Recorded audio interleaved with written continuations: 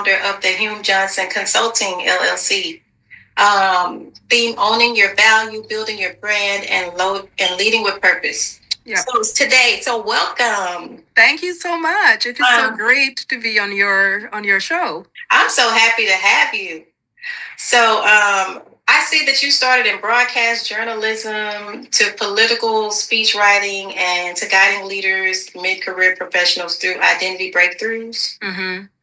Yeah. Do you want me to talk about that? So go ahead, talk about that. Yeah. So I grew up in Jamaica, and I've always wanted to be a journalist. In fact, I was fascinated by the voices on the radio, on Radio Jamaica. And so I always knew that I wanted to be in the communications industry. And thankfully, I had a supportive mother who didn't question it, a poor Black woman from rural Jamaica, who you have these lofty dreams, and she didn't question it. And I'm so grateful for that. And so I went into the capital city in Kingston right after high school. I signed up for a community college there, but my real interest was to get my voice trained. At that time, broadcasters were getting their voice trained, so you had to go through this voice and speech process for the stage, for the microphone, knowing how to talk in a microphone, and also how to speak on camera, which was really, really useful. At the time, I was 17, 18. I wouldn't want to see those tapes ever again. But but fortunately, I did journalism when I went to university. That's what I studied, television journalism. So I got my first job at the government's news agency, Jamaica Information Service. And so I was their anchor for the flagship program, was called Jamaica Magazine. And I was their news presenter for a couple of years. And when you're working at the government's news agency, sometimes I like to say, I don't know that we were doing the kind of journalism which should be interrogative. You're supposed to be questioning government because as a government's news agency, we are promoting the policies of the government. And so I left after a couple of years and went into radio as a specialist newsreader. But during the time that I was with the government's news agency, it really brought me into contact with the government a lot, the government ministers, government senators. And that's how I got opportunities to write speeches and consult with the politicians in terms of their messaging, their campaigns, writing speeches when they're in government or when they're in opposition. So, yeah. Wow, you did a lot. Yeah. How did you evolve into like brand-centered coaching? Because when I was in college, I remember getting, I was part of this street protest. Students at the university were protesting. I can't remember what it is. It was an environmental protest. And there was a shipment of plutonium that was going to be shipped through Caribbean waters. And you know, when you're in college, that's the time you're supposed to be an activist. And so we're on the streets, and we had invited a lot of the reggae artists, some of the really popular artists like Buju Banton, who is very well known in urban places in the United States, and Tony Rebel. And I remember Tony Rebel saying to me that I heard that you could write. He's looking for a publicist for the reggae artists on his label, which I thought was a great opportunity because, you know, at the time I was a hustler. I mean, I'm in college, I need money.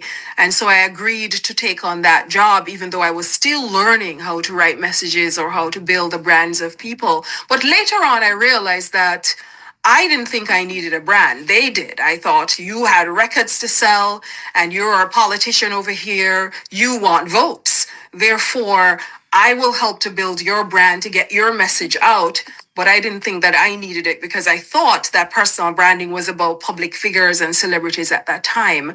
But once I started to work with these kinds of clients, I realized that I couldn't write a bio for an artist without knowing why they're singing, what message do you want to convey, who you are as a person, who are you as an artist, why should people buy your record, why should people vote for you, why should people really buy into your ideas. leaders. And so that's how we weren't calling it personal branding at the time. It wasn't the buzzword it is now, but certainly you were trying to build the profile of this person, marketing their image and trying to communicate whatever messages they want to whatever publics that they feel that they want to serve or impact. And so that's how I evolved into not just communication, but really building the brand of a politician, of an entertainer. And now mostly my clients are executives. They work in other industries, healthcare, academia. But it's basically the same thing, trying to, and you know how it is. You're a podcaster. You know how important it is to kind of get your message out and Yes. for people to understand why you are so committed to this process that you're doing. Most definitely. So I see that you mentioned that after completing your PhD, you kind of went through a life crisis. What happened then? Oh, yeah. You know what? Black people who may be watching this podcast, we are told in whatever country you're watching this from that we should go to school. We should get a college degree because the college degree is going to be that pathway to getting a better job, ending the intergenerational poverty. It is the pathway to social mobility. That's the only way you're going to get out of poverty. And so, we're following the trend of trying to find a profession. You get a job and you get paid and you commit to it. And so after my whole process in Jamaica of being a newsreader, how much news can you actually read? And so I'm always thinking, what's next? What am I going to do with my career? And then a friend of mine who had gone to college with me, Lloyd Wallace, now a professor at the University of the West Indies, I said, where are you? He said, I'm in New Zealand. I said, where? Because I had no idea where New Zealand was. I just thought the only thing I knew about New Zealand was that the cheese in the supermarket and the butter, they were all made in New Zealand. And he said that they were giving away scholarships to people from developing countries. A poor Black woman, I'm jumping on that. So even though I had a good job, obviously you're a television presenter and a radio, whatever, and you're hanging out with entertainers and politicians who wouldn't want to stay in that environment. But for me, I was always zooming out. So the opportunity came to do a PhD. So I just jumped at it and I went to a country that I've never been to. I was glad I did it. If I had to do my life over, I would still take that opportunity to especially live abroad. I would have taken it. But I want to advise people, if you're doing a PhD, master's, even a first degree or credential, please know why you're doing it. Do not do it and then try to figure out what to do with it. Because that's what I did. I understood my first degree and knew I wanted to be a journalist. My master's, I kind of fell into it. I was reporting on politics. So, okay, let's do a master's in politics. And it was interesting. All that time I had no plan. It was just to get a better job. And so now when I have this PhD, I did not make a plan. Or when I was done, as smart as I was, I had no clear idea beyond, I'll just get a better job. So there were people saying, oh, maybe you could get a job in the UN. And my professor said, maybe you could get a job in the UN. And my professor said, maybe you could be a professor. And I said, hell no. No. I do not want to be institutionalized. This is exactly what I said to her. I don't want to be institutionalized because I didn't see myself as a teacher. I never dreamt of being a teacher. I never wanted. It's not part of my wheelhouse. But she said you may want to find space to become an expert in your field. Because prior to that, it was just confusion. I didn't know what I was going to do. When you're on a scholarship, you're meant to leave the country and go back to your home country. So you're living 4.5 years in this foreign society. I mean, I had a great time in New Zealand, don't get me wrong. But when you're heading back now, you have to come back to your life or to a life. And I didn't have one. So I was living with my sister. I didn't have granted, I have a PhD, Right. I didn't have a job. Wow. Yeah. I was living with my sister who was hardly making ends meet as well. I was trying to apply for different jobs, and they were telling me that I am overqualified.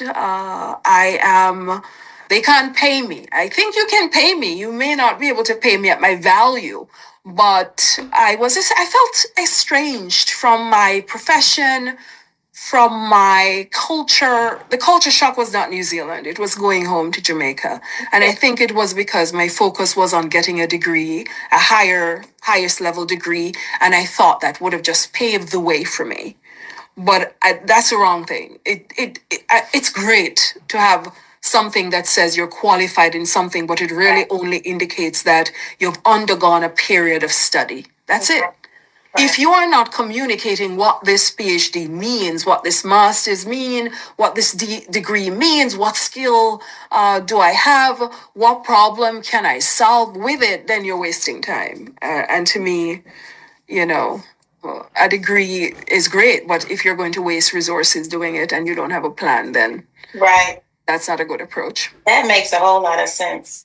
But it seemed to have really led you somewhere. You may not have known what your purpose was, but it turned out your purpose was actually teaching and leading people in some You form. know, I think, Leilani, I think I'm challenged by the word teaching sometimes.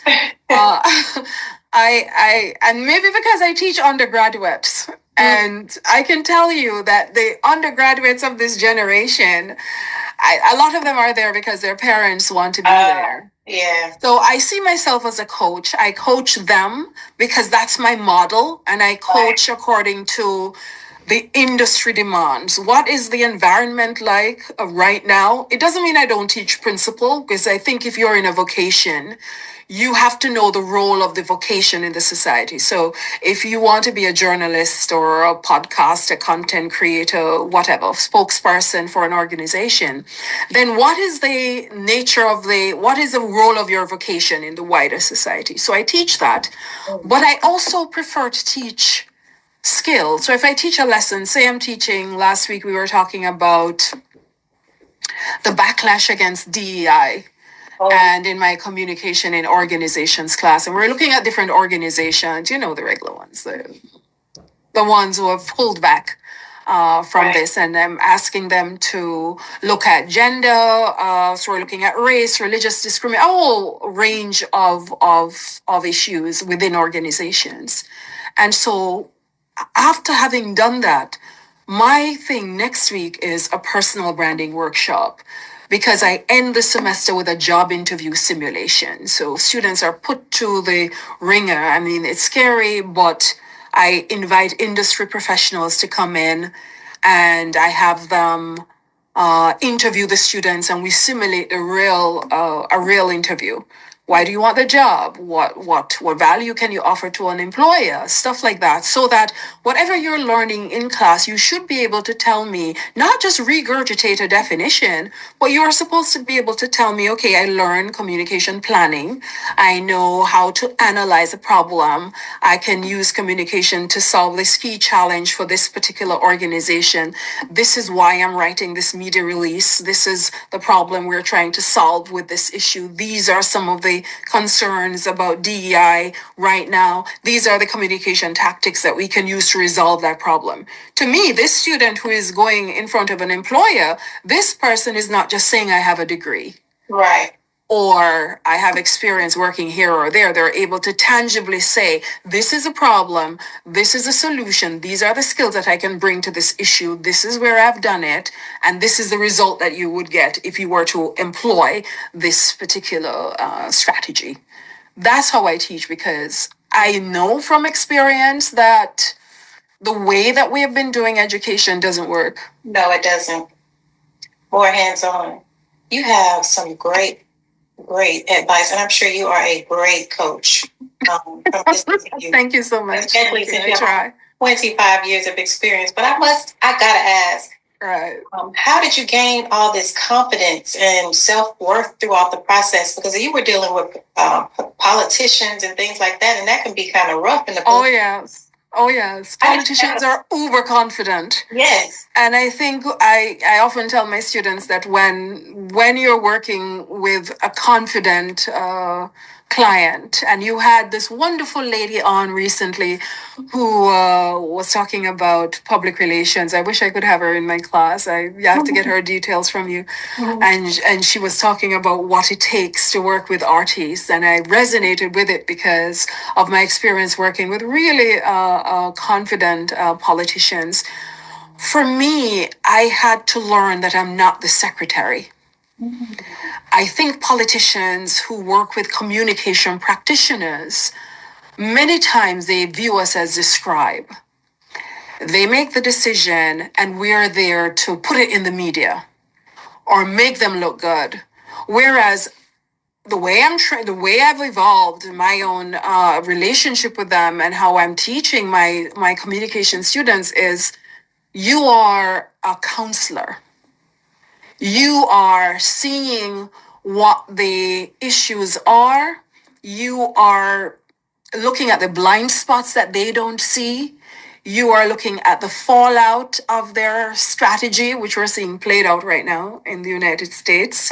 The messaging around tariffs and all of that is problematic because it's a different narrative around it. So if you are working with someone like this, then it is important to understand what your role is, and not only just understand it, but to be able to push back and to say, well, I think that I understand that is your decision, but here is what the disadvantage is. Here is where the fallout will come. Here is the problem if you put out this kind of message. And so I think over time, when I was younger, I was recruited to the prime minister, that guy behind me, the former prime minister of Jamaica, to his youth advisory council. I didn't know what I was doing. I just had a lot of opinions and wasn't afraid to say it at that time. And some of them were already familiar with me because I was on the TV every evening at 5 o'clock. So I used that kind of leverage to say what's on my mind. And a couple of them, I had been to college with them. They were young senators in the government. And so sometimes, you want to reach to the big person, you have to go around the corner sometimes. And I was always outspoken, and I learned from one leader, that one that I worked with, prudence. At the time, I didn't know what the word prudence meant. I had to go home and research it, but it meant wisdom and caution. So you can yap all you want, and you can be outspoken, but it's important to be prudent and to be wise in your response, to give criticism with kindness. So you don't have to be liked, he told me one time, but make sure they respect you. And I think that's so important for us Black women to understand, because I think we are so wanting to be liked. Yes. And not just Black women. I speak because I'm a Black woman, but I've encountered this across races where we want to be nice, we want to belong, and so sometimes we just get into the spiral of silence where we don't even offer our opinion if it differs from someone else, because we want to not feel isolated, we want to feel accepted and stuff. But likability, as that book says, is a trap. And to me, it's better to be respected, because you're not always going to be liked. There are moments, or there are spaces where it doesn't matter how nice you are just not going to be liked. What you want in that instance is to be respected, respect for what you do, respect for your ideas, and respect for the value that you can offer in this moment, or in the project, or whatever the situation is. Have you run into situations where, because you have learned that you rather respect than to be nice, were there situations where the people that didn't like you kind of removed you from groups or didn't want to work with you? How did you handle those situations? Because a lot are not included. are not included in the first place. My experience, I mean, I don't try to knock on the door. I know they always say when doors are closed, you should visit, be knocking on that. I don't. I maybe it's something I need to work on in terms of if you're closing the door, I allow it to stay closed, and maybe in instances then it's better to build relationship and try to find favor. But I tend to read the situation. I think I try to read the room because there are instances with groups with industries that I know a lot about, that have had global experience in, that I'm not invited, I'm not included, and it's not like I'm not visible. I have a very active social media page. I'm not Beyonce, so I don't have thousands of followers, but I have enough. And I think what I have to say has a lot of value, and yet it's clear that I'm not invited, I'm not followed by people who ordinarily in different environments we were together, we were colleagues, we were operating together, we were supporting each other. But sometimes when you move out of a space, people can't relate to you in the same way.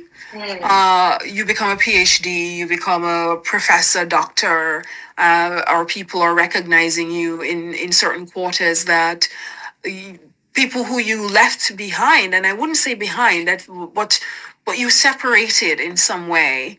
I think that they don't know how to adjust to this other you that showed up. I would say an evolved you, because I think that you cannot undergo a period of education and be unchanged by it. True.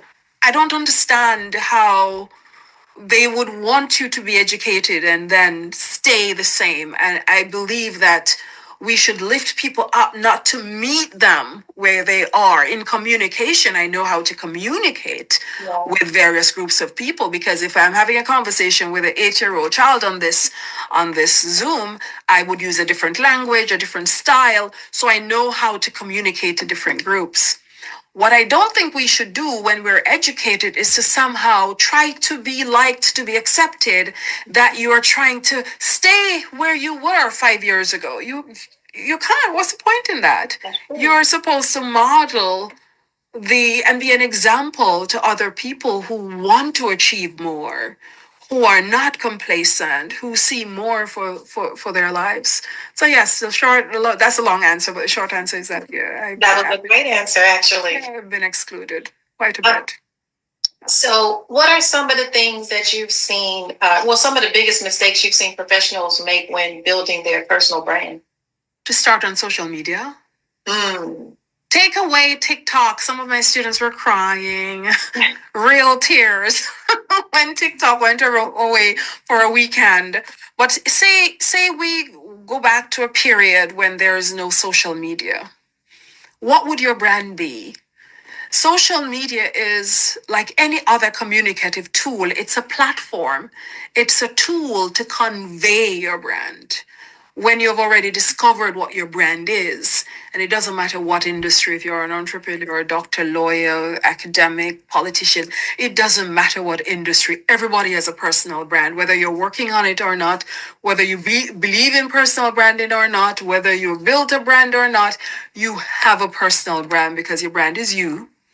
And it's the sum of your talents and your skills and your persona, your human skills, your expertise, your knowledge, your experience, your core values, and your character.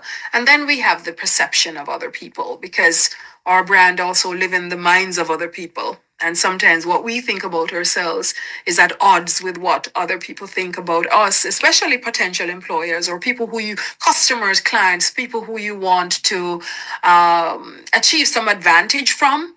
If they have a different perception, then you're not going to win anything from them. It has to align. And when your view of yourself and what your selected audience, the target audience, the one that you want to see you, is aligned, then you have a strong brand. If your brand is unknown, then it's weak. If your brand is misaligned. You think something of yourself and they think something different, then the brand tends to be weaker. And so the challenge is visibility. I think because people, 4.5 billion people are online and we live in this virtual world all day on the phone, we assume that building a brand is just being visible. One lady on LinkedIn recently said visibility is the currency of personal branding. And I was like, no, no, no. It is not the currency. Who you are is the currency. The unique value that you can deliver in your niche is the currency. That impressive PR lady you had on, she was able to tell you how she solved all sorts of problems, how she dealt with all sorts of situations. Her expertise was so clear. That to me is a strong personal brand. Then she can come on a podcast like this so that selected people can see her potential clients, can be in touch with her. They can, so it's part of building first, figuring out what your brand is, and then okay, who is the audience? Who do I need advantage from? Who do I need to land opportunities from? If it's a job, okay, who are the potential employers that I need to see me? It doesn't have to be the people on social media. I met a doctor recently when I did a presentation for Brown University Medical School. And she said, I asked who the audience, her audience was, and she said the surgeon. Because she was, I think she reads the scans of when surgery is going on. She reads the scans or something like that. So her audience wasn't all of us out here on social media.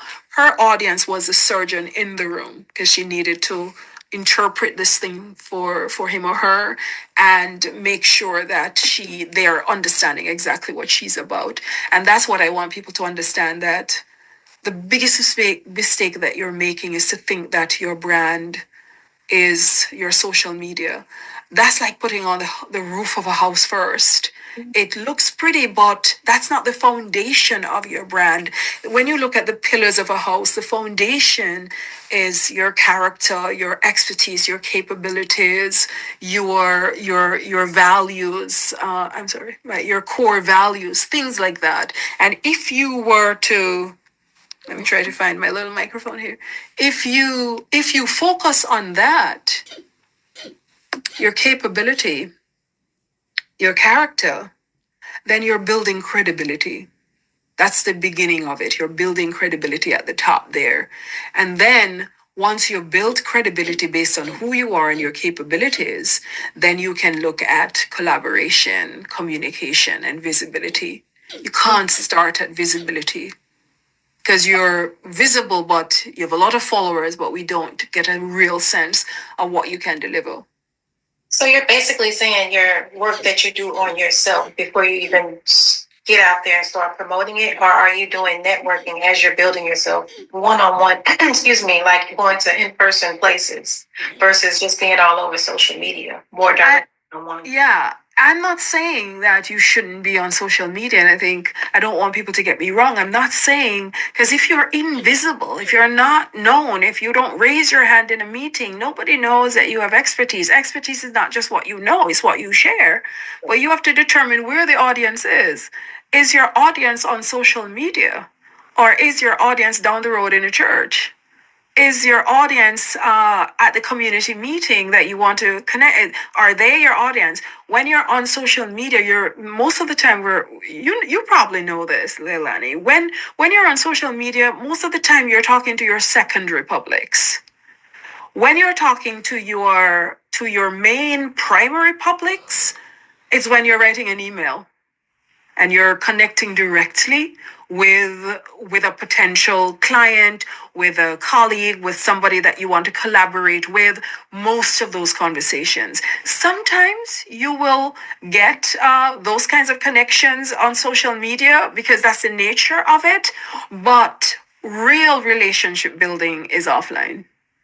And I think brand building, once they're clear about what your value is and what problems you can solve for them, then you can communicate that to your second republics. So let people know that this is what I'm about, this is what my business is about. And that's why we build websites, so that we can lead people to a space where they can learn more about us. So people are using their social media platforms to post content, but we don't know you. We need you to know who you are. Everybody's an expert now. We want you to know what at what point did you become this expert? What is it based on? So they're not doing the work, but they're being visible. And I think that one has to come before the other.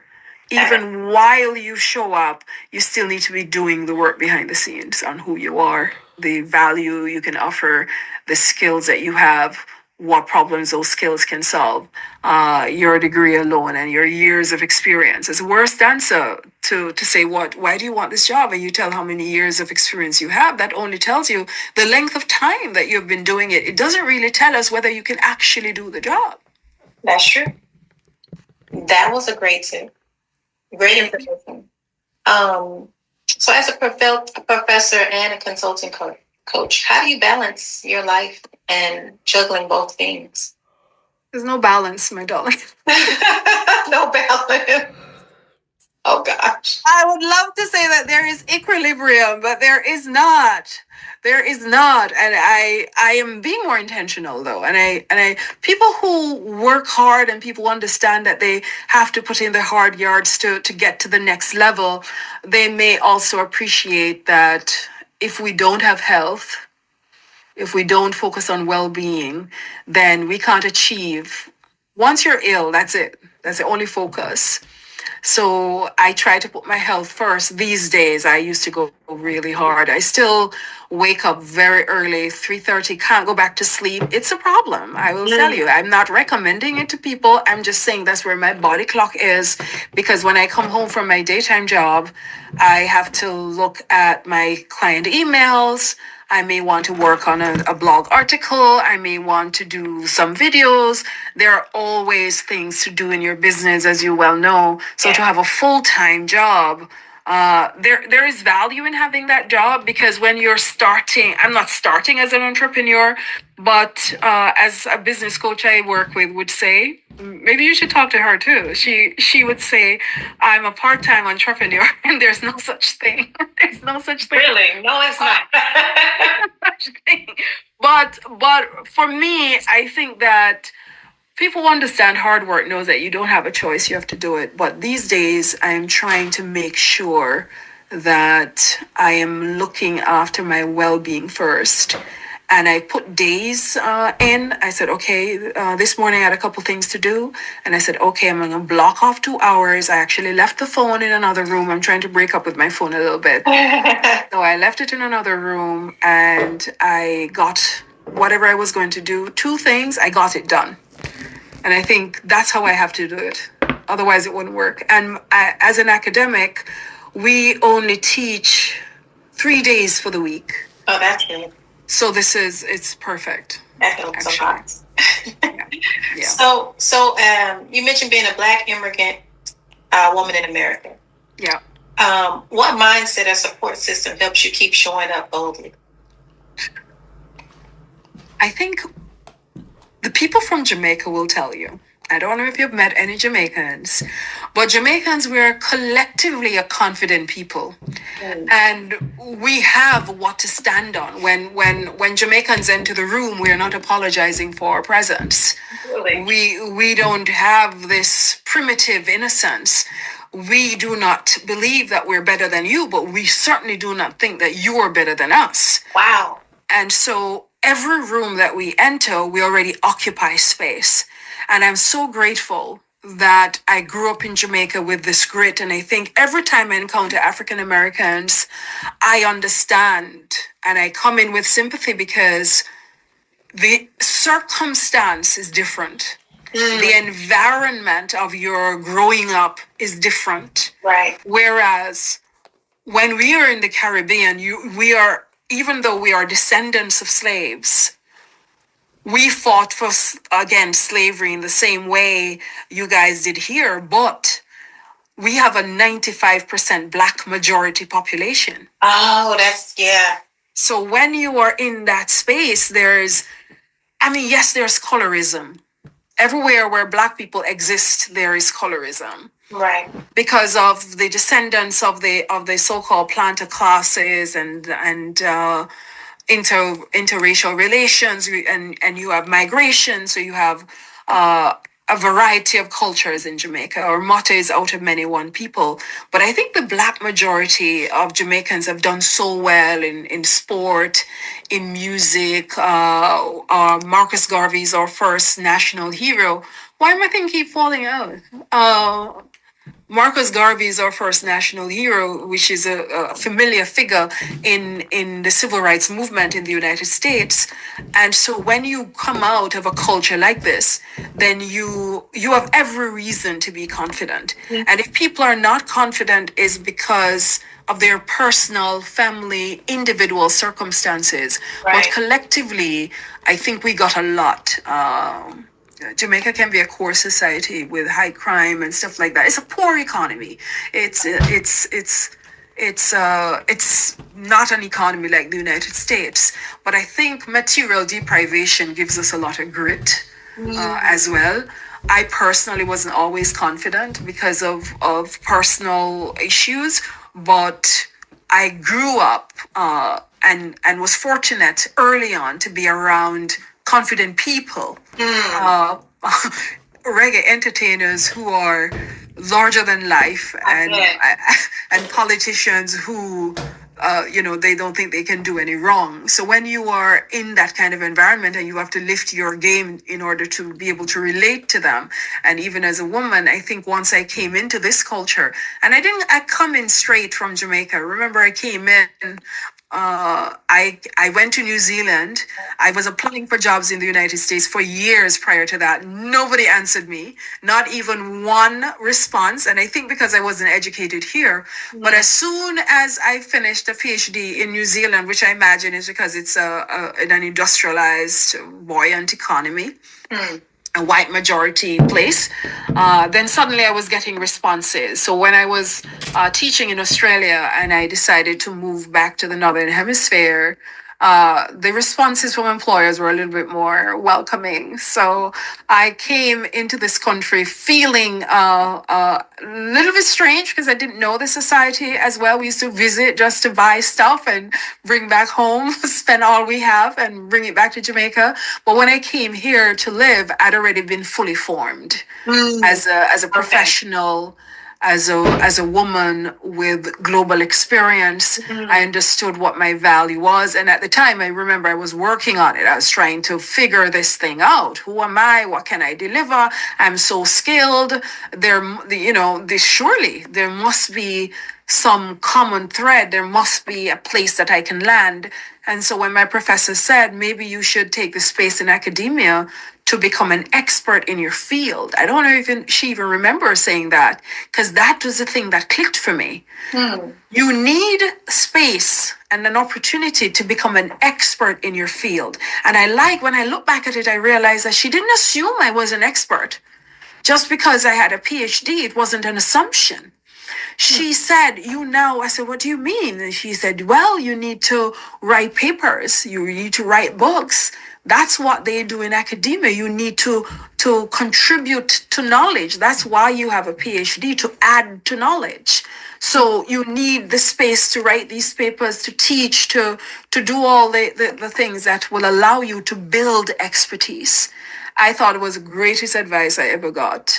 Yeah. And I jumped on that until I realized that it's not just expertise. You do have to know yourself too, because no matter how smart you are, if you're not, if you can't work harmoniously with other people, if you can't communicate, if you can't demonstrate leadership, then those are intangible human skills that sometimes we don't talk enough about.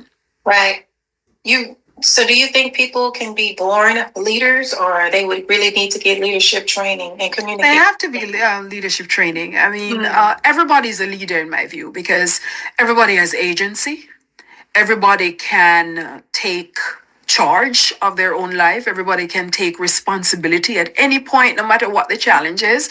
There is always room to take responsibility for your own life. Everybody has a vision of what they may not share it all the time, but everybody has a vision of what they would like their life to be and can take steps to achieve their goals. So I don't believe that leaders are people who are simply given titles, or they somehow land in a position and then suddenly they are the leaders and we are the followers.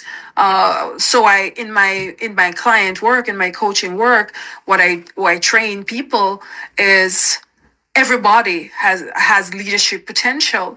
Everybody is leading in their own sphere. So when I will ask a question about, okay, so you lost your mom, all right, what did that teach you about leadership?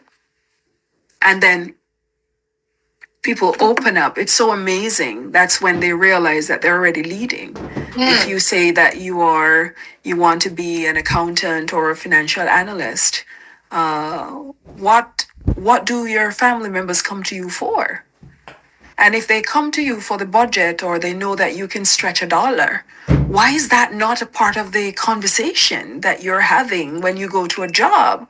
Why is that somehow? One lady said to me, "What, isn't that frou-frou? Wouldn't they see that as soft?" No, they see it as real. It may be something no one has ever said before. So everybody can demonstrate leadership. Leadership is not a title. You're not born a leader. You may develop levels of confidence and assertiveness that people say, "Oh, you're assertive, you should be the leader." But there's so many reserved people. My best friend is a very reserved woman, and she's a professor teaching. So part of it is understanding what your value is.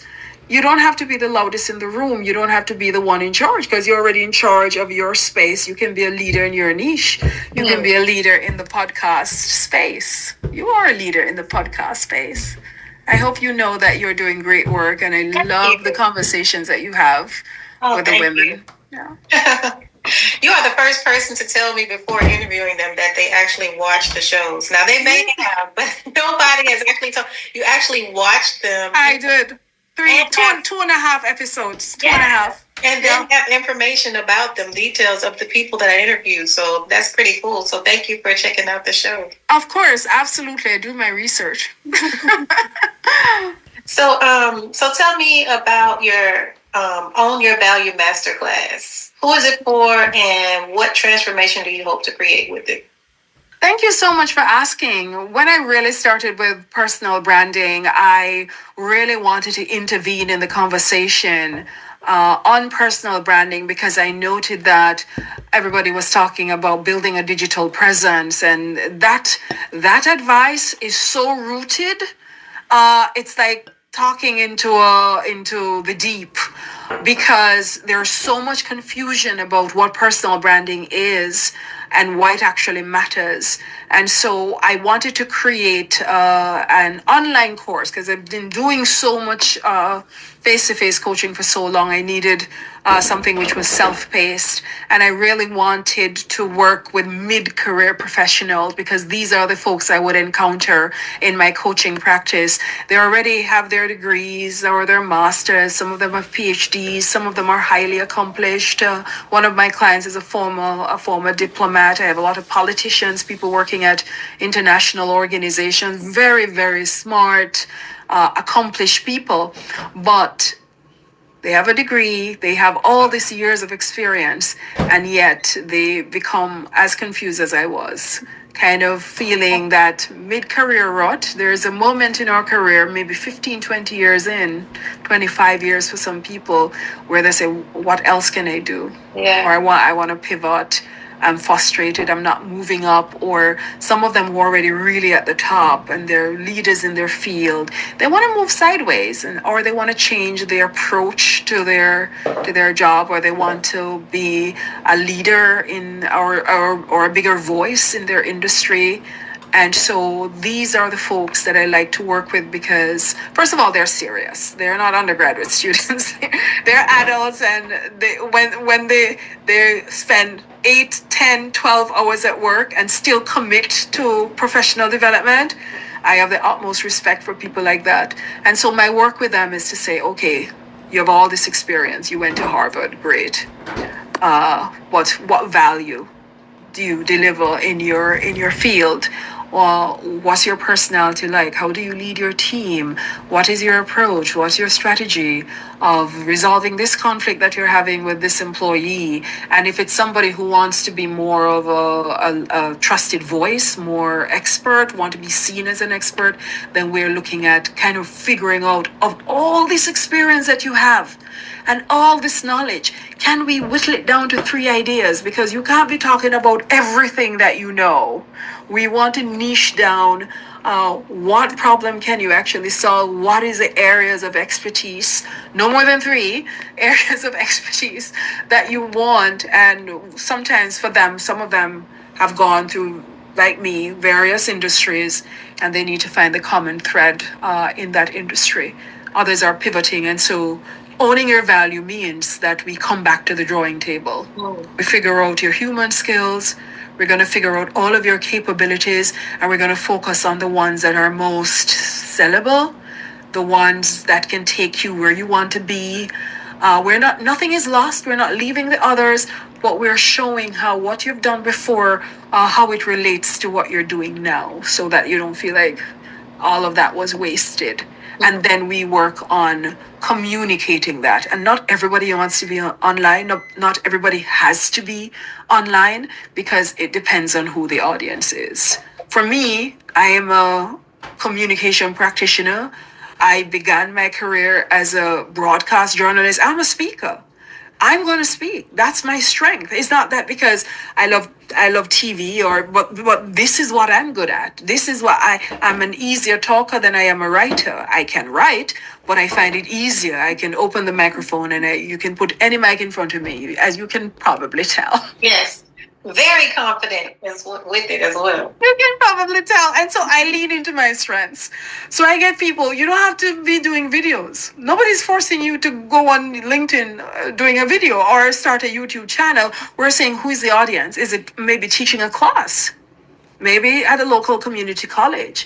It may be interacting with the people in your church. Some people, my sister came to me recently and she wanted public speaking training because she wanted to volunteer to talk more in her church.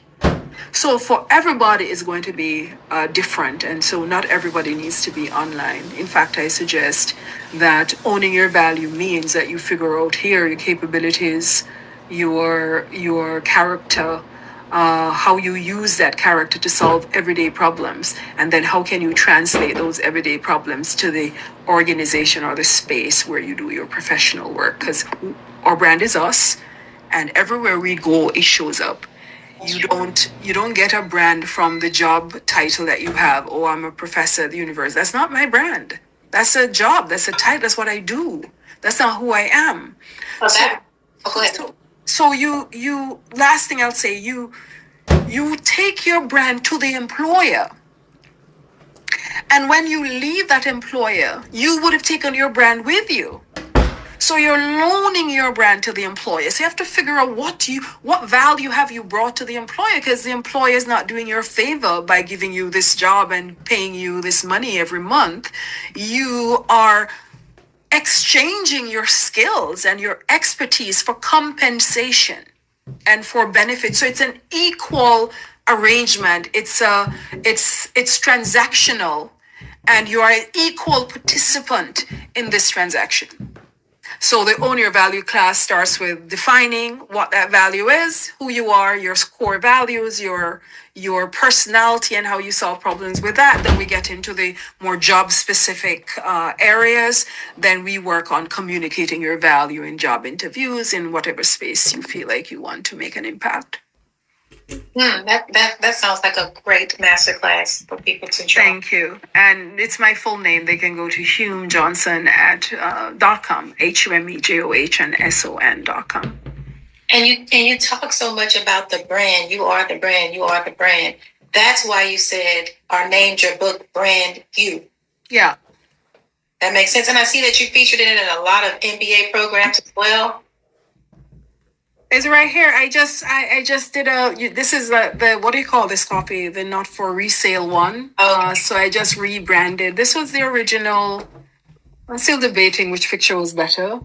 This was the original intervention. And this I thought I needed to say I understood more about personal branding because that one was done in 2018. And I know that my experience coaching a lot more folks, I have a deeper understanding of what personal branding is. I know it's a serious career management strategy and not just a social media promotion tool. And I also know that it's central to leadership. And so my next book will talk about how important personal branding is to effective leadership and leadership development. So this book, I'm grateful. I only heard by accident during the pandemic that a couple of MBA programs in strategic leadership had it as a featured text. Wow. Hopefully they're still using it. And I heard because during lockdown, a student from Minnesota State University wrote to me to ask me to tell me that it's a feature text in his MBA program and he needs to find a copy. Wow. And then a professor from Clayton State University in Georgia, she reached out and I actually talked in their class a couple of times, their MBA class. And she sent me some of the homework that they did from the book. And it's so useful that now I use it in my own class for seniors who are graduating so that I want them to understand that a degree, even though it's great to come and do it, you have to be able to translate it and translate your value in an effective way to land opportunities. And the economy is so much more competitive. So many people lost their jobs in the last few months that have to be back on the job hunt, who are mid-career professionals who may say, I have all this experience, but everybody else coming to the table will have a lot of experience as well. Right. They will have the same types of qualification. So there must be a way in which you can differentiate yourself. And the personal branding process, the own your value process, allows you to define and discover and then leverage and articulate your unique value, the distinctive value that you can bring to the table in your industry. Is the Own Your Value, is it an online class or is it somewhere they meet with you in person? It's an online class, but I do for people who are doing the program, because people start at different times. Mm-hmm. Then if you have questions, then they can always reach out to me. Sometimes I'll send a video response. And so people who are doing the course are always able to connect with me, and they do so quite frequently. How do they find your book? Is it on Amazon? It is on Amazon. So I have several books, but you know the academic books, nobody cares. Nobody cares about my academic books. But these books that I actually self-publish, people care about these for some reason. So I have this little workbook that I just came out with. It's about Speak to Connect, which helps you to identify your communication style and presence. And Brand You is available on Amazon. Okay. Brand You with an exclamation. Audible? Can we listen to it on Audible as well? Not yet. Not yet. Okay. Not yet. But you know what? It's a workbook. It's a book with a lot of text, but it's also really a series of questions. Oh, okay. That I'd love people buy the print version, grab a pencil, and just think and write and gather information. The course has a lot more videos, a lot more information, and you can also sign up for a one-on-one coaching consultation with me, hughjohnson.com, for all the details. Sounds great. So before we get out of here, what is one message that you want every woman listening to this podcast when it comes to owning her voice and value? What kind of message would you have for her? Your voice matters. You matter. I'll tell you something. We didn't get into this, but when I was born, and I haven't shared this publicly, I did create a video on it once. I was scared to post it. When I was born with a tumor on my upper lip and what is called a shortened lingual frenulum, which is that little thing that connects the tongue to the roof of the floor of the mouth, and that was short. So I had to do several surgeries and speech therapy in order to speak. So I'm not just saying own your voice because I was a broadcaster. If my mother didn't have the courage to, despite all the odds against her, to get me fixed and to make sure that my voice matters and that I use it. And when I said I wanted to be a broadcaster, she didn't say don't. Oh. Even though she carried a lot of shame around that and around that period of my life. So when I say own your value, I mean whatever it is that you want to do and you want to pursue and what you want to say, it matters, and you don't want to waste your life in silence. I love that. That was definitely the message. Yeah. That's the word. Okay, for all of us. Yeah. So before we get out of here, I want to say this one more time. How can they find you? All right, so I'm at humejohnson.com, HUMEJOHNSON. It has all my information, all the coaching services I offer. I'm also on LinkedIn at Dr. Hume Johnson. I'm on YouTube. Please subscribe to my channel. I'm on YouTube at Dr. Hume, HUME. So it would be awesome. I'm also on Instagram, same thing, Dr. Hume Johnson. And I'm on Threads as well because I see you on there. So feel free to connect. And I look forward to meeting and talking with folks who want to own their value. I love it. I am definitely going to subscribe to your channel because I know you're giving out a lot of tips on there as well. Thank you so much, my darling. I appreciate you. Yeah, so thank you for sharing your brilliance, your truth, your voice with us. And your story reminds us that personal branding isn't about image. It's about uncovering who you truly are. Excellent summary. I love it. Excellent summary. All right. Well, thank you guys for tuning in. Thank you for joining me today, Dr. Hume. And until next time, guys, bye. Toodaloo.